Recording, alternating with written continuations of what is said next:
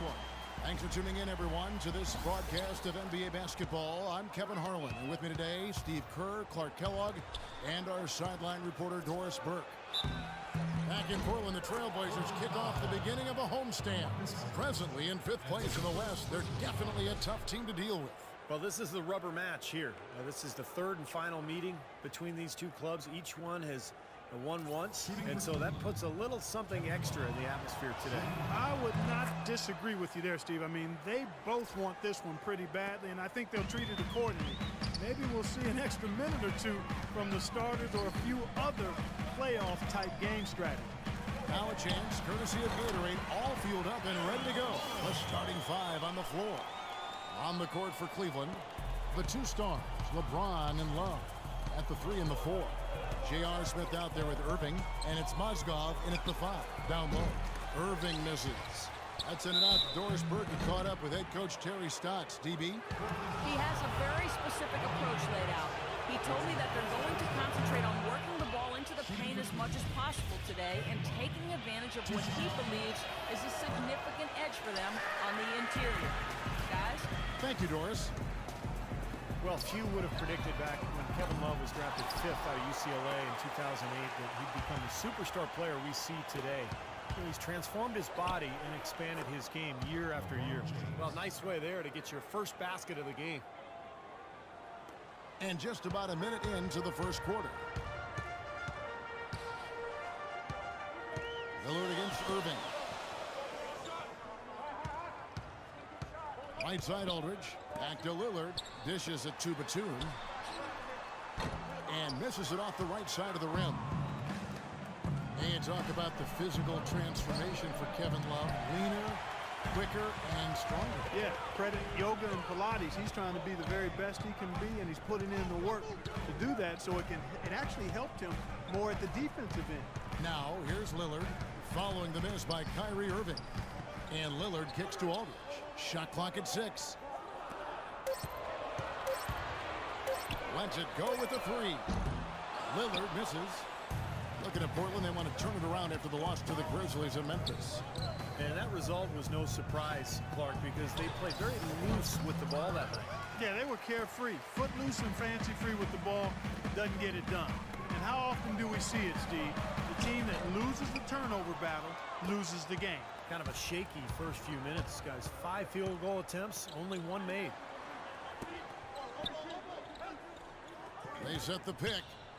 And there's the pass to Mozgov. Lopez with the steal. Lillard with it. He's picked up by Irving.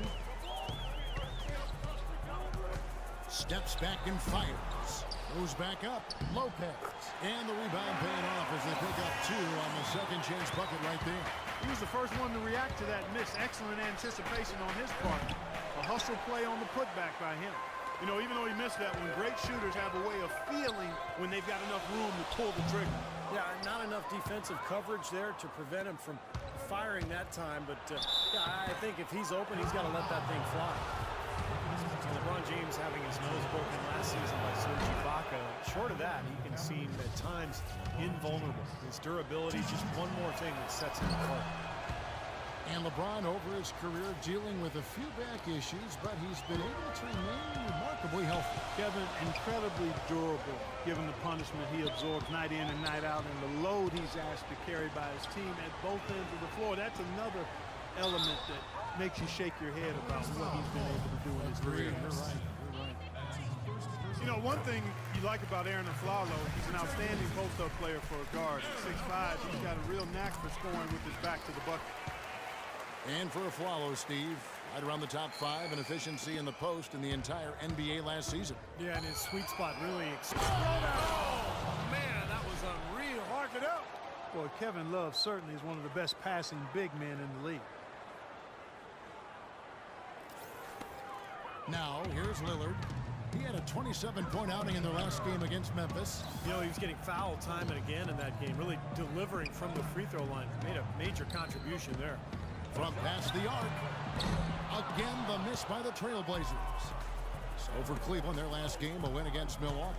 And one way to nullify a home court advantage, like they did that night, Kevin, light it up from the three-point line. Nothing is more demoralizing to a home crowd.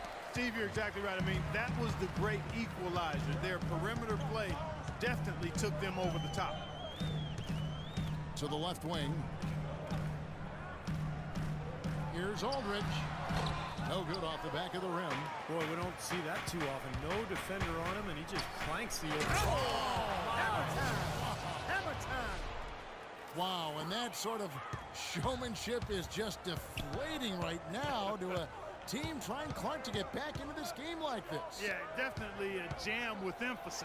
A big apostrophe or exclamation point. How about maybe even a question mark, partner? Well, you know what the questions are about now. It's their defense, that's for sure. Here's Love, and there's the slam dunk to finish it off. Well, now they're just going to town on it. Yeah, you'd think these defenders would have done a little more to put a stop to that stuff, Kevin, but so far, no go. Well, phenomenal aerial assault there, fellas. So timeout called here, the first for Portland. Well, Kevin Love is really a player who I think befuddles pundits because the numbers say he's a superstar, probably a top 5 player, but then he's never been to the playoffs. To that, I would simply say basketball is a team game. Individuals don't take teams to the playoffs. So despite that, there are some left wondering if his numbers are greater than his actual impact on the team. I'm not one of them. Passes it to Thompson. And it's going to be out of bounds. The Trailblazers will take it. Now, since the All-Star break, these point guards have been doing their share of work on the boards. Take a look at their rebounding numbers in the second half of the season. 5th on the list, Damian Lillard. And it may not be the first thing you think about, but if you look at a lot of the all-time great point guards, rebounding was always a big part of their game. Yeah, I think that's true, Steve. It's not a necessary attribute for a point guard, but the ability to rebound is something that took a few of the greats to another level entirely, and it helps your team, too. A drive by Shumphert. That's good.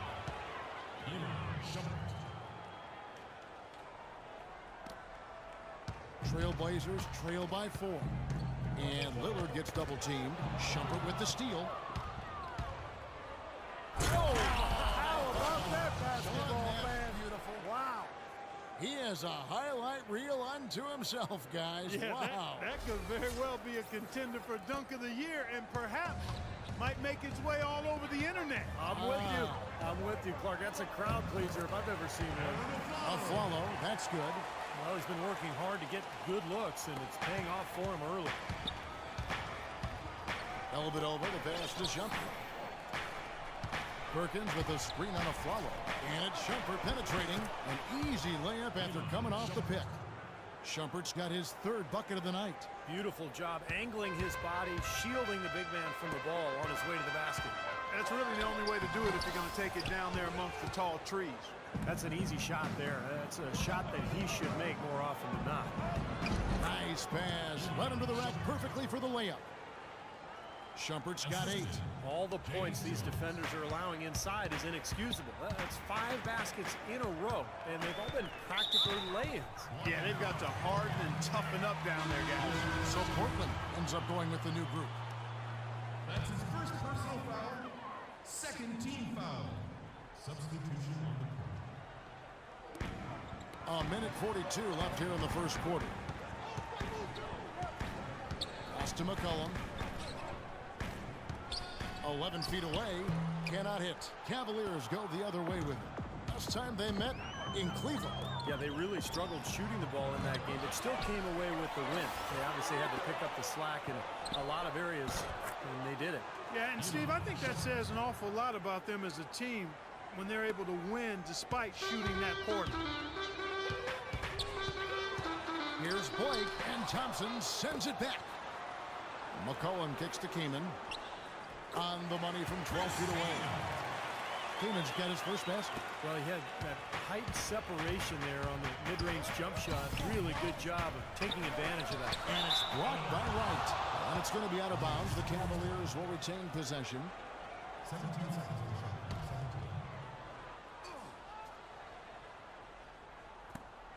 17. There's 53 seconds left in the first quarter. Outside jumper.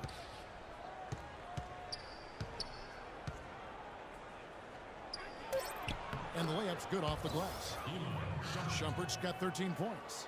If it ain't broke, don't fix it. They keep getting in the paint and keep scoring points. Keep it going. Yeah, not a lot you can do defensively when they continue to get the ball inside and get these easy shots. Steve Blake, such a solid point guard. He has started at times in his career. Excellent backup.